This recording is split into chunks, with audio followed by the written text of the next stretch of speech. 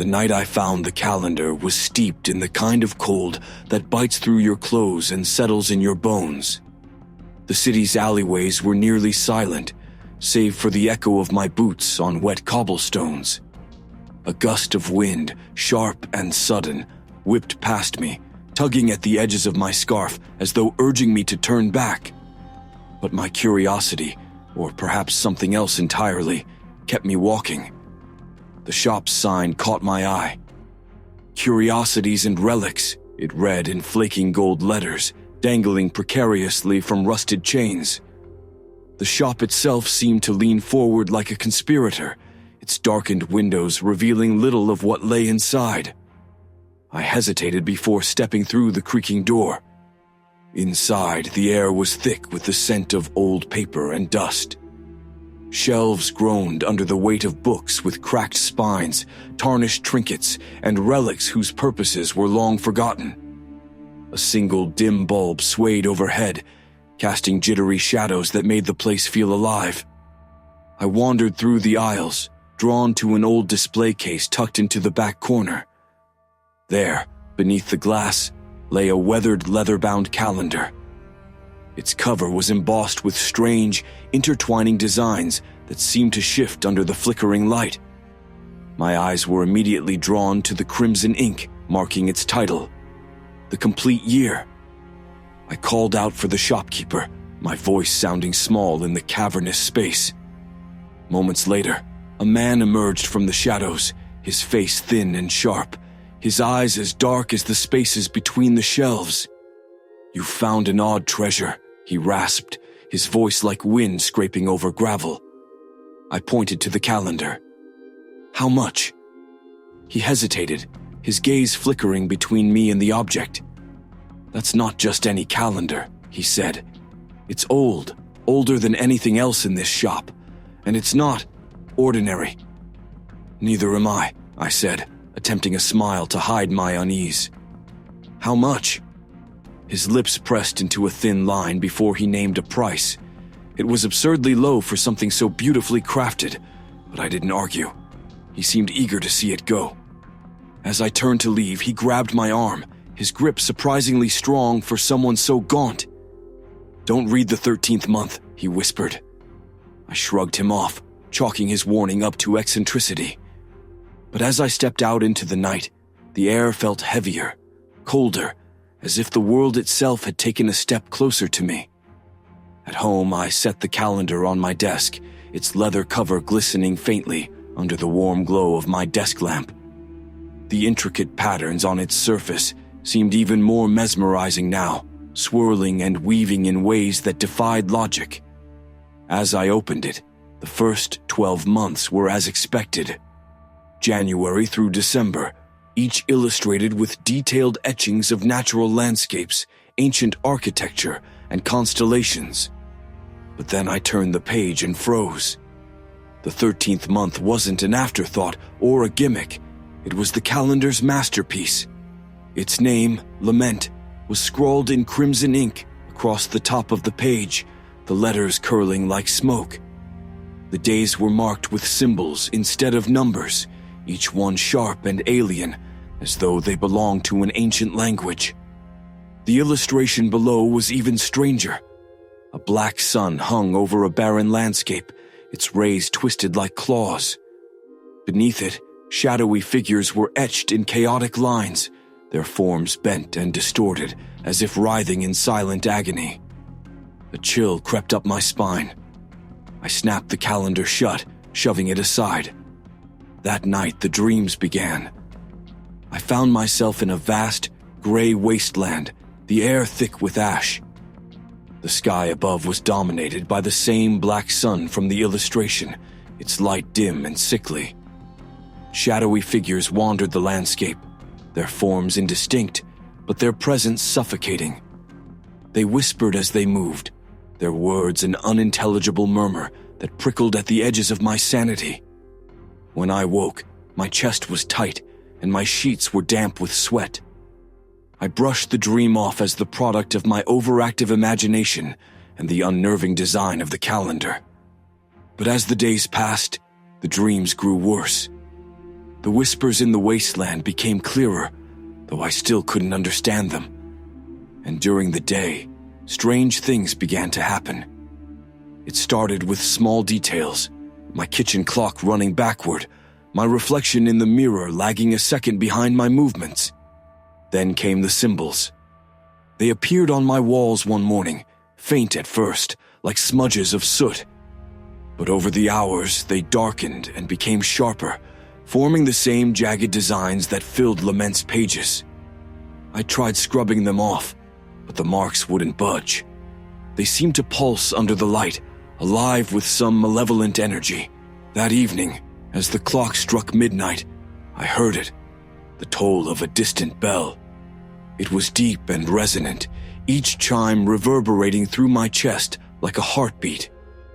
The sound sent a chill through me, and when I turned toward the calendar, I swore I saw the pages flutter, as though moved by an unseen hand. I didn't sleep that night. By the next morning, the symbols on the walls had grown, snaking across the surfaces like creeping vines. I was beginning to understand that this was no ordinary calendar, no harmless relic. Something had been awakened, and it was watching. I spent the next day scouring every resource I could find. My internet searches yielded little beyond folklore about forgotten months and fringe theories about time anomalies. Frustrated, I turned to the local library, where I stumbled across a dusty volume in the folklore section titled Kronos and the Forbidden Days. The book was filled with strange and disjointed accounts about ancient civilizations' beliefs in time as a living entity. One chapter stood out, the month of lament. My breath hitched as I read. It is said that time's harmony was disrupted when mankind sought to divide it into months, days, and hours. To appease Kronos, the 13th month was created as a place for all that did not belong, a sanctuary for broken time and discarded moments. But the month of lament is no mere measure of days. It is alive, a domain where shadows feed, and those who enter its realm seldom return. The text described lament as a chronological aberration, a month that existed outside our reality. Those who found their way into its grip often became vessels for its will. My pulse quickened when I read the description of the signs, symbols appearing unbidden, dreams of shadowed wastelands, and the toll of bells marking the arrival of its influence. The text ended abruptly, warning of a ritual said to sever one's connection to lament. The details were incomplete, but the words chilled me to my core. Burn the vessel before the first day of lament dawns. If you fail, the days will claim you, and time itself will devour your soul. I slammed the book shut, my hands trembling. I had been a fool to dismiss the shopkeeper's warning. The calendar wasn't just cursed, it was a doorway, and it was opening. Back home, I tried to burn the calendar. I doused it in lighter fluid and struck a match, but the flames refused to catch. The pages seemed to absorb the fire, their edges blackening slightly before extinguishing the flame entirely. As midnight approached, the bell began to toll again. This time it was louder, its vibrations rattling the windows and reverberating deep in my chest. The air in my house grew cold, and a faint shadow stretched across the walls, moving even as the light remained still. The calendar began to glow faintly. Its leather cover emitted a sickly red light, pulsing in time with the tolling bell. I watched, paralyzed, as the symbols on the walls began to shift, aligning themselves into a jagged spiral that seemed to draw my gaze toward the calendar. I reached out to close it, but the moment my fingers touched its cover, a searing pain shot up my arm. I recoiled, clutching my hand as blisters began to form where my skin had made contact. And then I heard it. A whisper, low and guttural, emanating from the calendar. One more day. By morning, the world outside seemed eerily unchanged, as though oblivious to the horrors unfolding in my home. But inside, the air was thick with dread. The symbols on the walls now glowed faintly, and the calendar's pages flipped on their own, stopping on the first day of lament. Desperate, I returned to the library, combing through ancient texts and obscure journals. That's when I met Dr. Adrian Morel, a historian who specialized in forgotten rituals and cursed artifacts. His unkempt hair and bloodshot eyes suggested he hadn't slept in days. "You said a calendar?" he asked when I explained my plight. His face darkened as I described the 13th month. "You're dealing with something far older than you realize. Lament isn't just a month. It's a fracture, a gap where time bleeds." He showed me a sketch from an ancient manuscript, a bell surrounded by twisted runes, nearly identical to the symbols on my walls. "This is the Bell of Kronos," Morel explained. "Legend says it was forged to contain the excesses of time, but if the bell tolls for you, it means you've already been marked." "What can I do?" I asked, my voice breaking. He hesitated before answering. "There's a ritual," he said, pulling a crumbling parchment from his satchel. "You must ring the bell yourself and recite the invocation. It will sever your connection to lament and close the doorway." My stomach turned as I read the invocation. The words felt heavy, their meaning just out of reach, as though they were meant for something not entirely human. "And if I fail?" I asked. Dr. Morel's silence was answer enough. That night, armed with the invocation and the historian's warnings, I ventured to an abandoned cathedral on the outskirts of town. Its stone spire jutted into the sky like a broken tooth, and the faint toll of the bell seemed to draw me closer. Inside, the air was heavy with the scent of decay and damp stone. The bell hung in the center of the nave, massive and blackened with age. Its surface was etched with runes that shimmered faintly, as though alive. As I approached, the shadows in the cathedral seemed to shift, coalescing into forms just beyond the edge of sight. My breath hitched as I felt their eyes, many eyes watching. I stepped beneath the bell and gripped its rope. My hands trembled as I recited the invocation, the ancient words scratching at my throat. With each phrase, the shadows grew darker, denser, pressing in on me. The bell seemed to shudder, its runes flaring with an unnatural light. I pulled the rope. The sound that followed wasn't a chime, but a roar, a deep, resonant howl that filled the cathedral and tore through my very being. The shadows recoiled, writhing and screeching as the bell's toll grew louder, drowning out their cries. The calendar, tucked in my bag, began to burn, its pages curling into ash. For a moment, I thought I had succeeded. But then the ground beneath me trembled, and from the darkness, something emerged. A figure, its form shifting and incomprehensible, stepped forward, its voice a guttural echo. "You cannot silence time." The figure towered before me, its form a chaotic distortion of shadows and light, constantly shifting as though it could not fully exist in this world. Its face, or what passed for a face, was a hollow void, deeper than darkness itself. From within came the whispers, louder now, a cacophony of fragmented voices speaking in unison.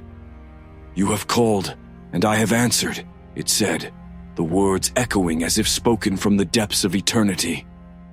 I staggered back, gripping the rope of the bell for support.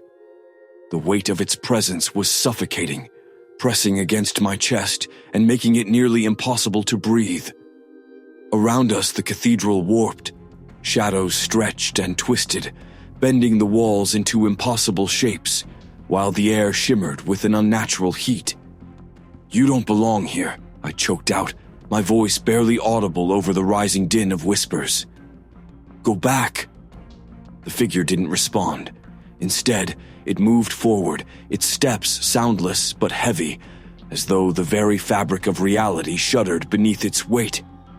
My hand tightened on the bell's rope. I yanked it with all my strength.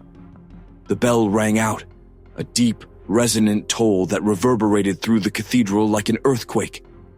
The runes etched into its surface flared to life, glowing with a blinding crimson light. The figure paused, its form flickering, as if the sound disrupted its grip on this reality. The invocation. I had to finish the invocation. I forced the words out, each syllable feeling like it was clawing its way up my throat.